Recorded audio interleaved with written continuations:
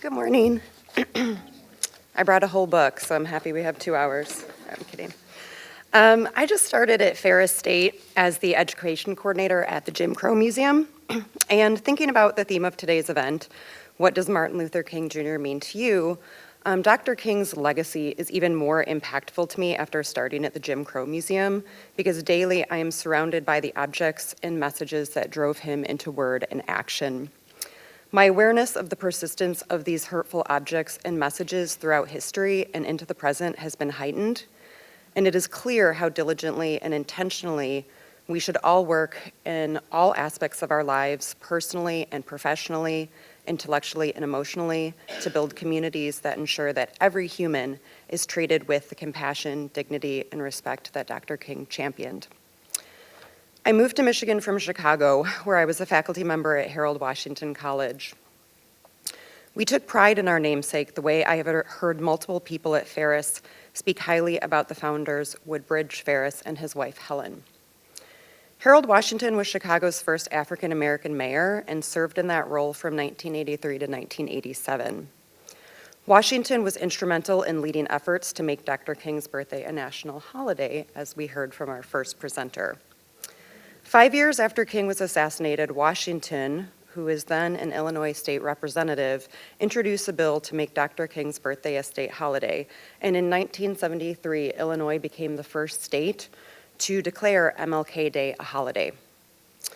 When Harold Washington got to Washington, D.C. as a congressman, he continued efforts, along with many others, to recognize King's achievements. And 10 years later, as we heard from the first speaker, Ronald Reagan signed the legislation, and the first National MLK Day was observed on January 20th, 1986.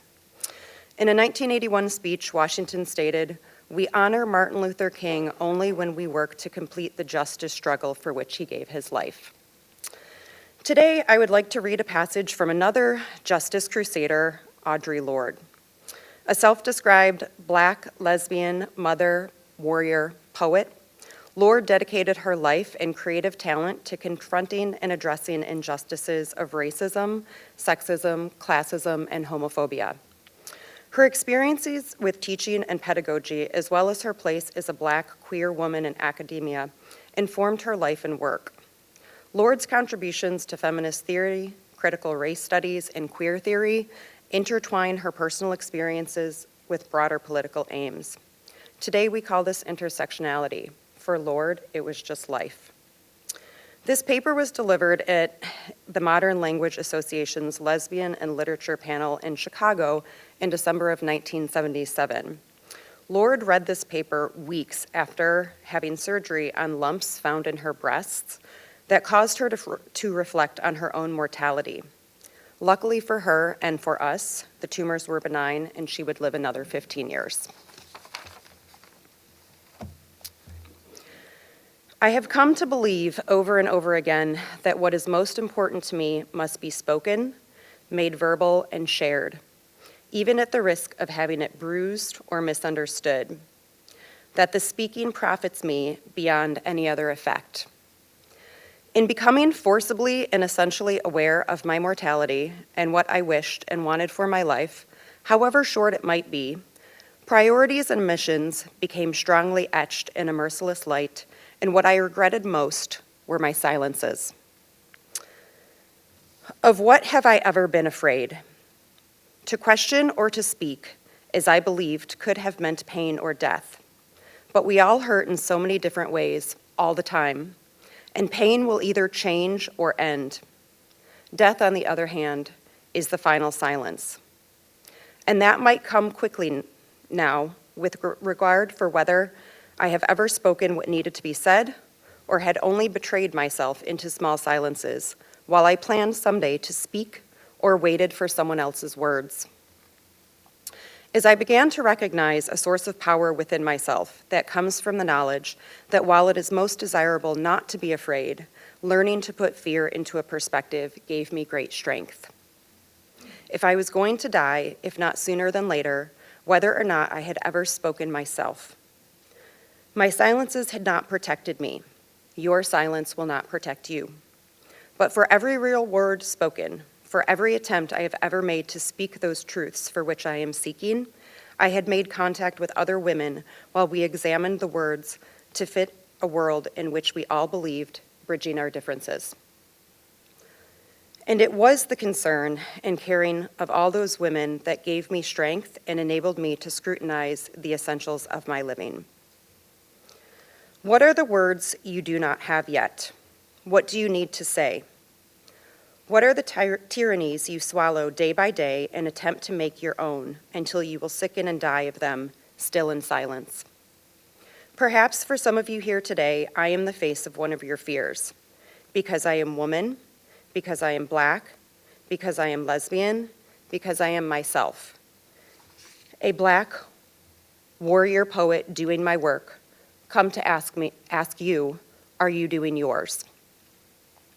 And of course I am afraid, because the transformation of silence into language and action is an act of self-revelation, and that always seems fraught with danger.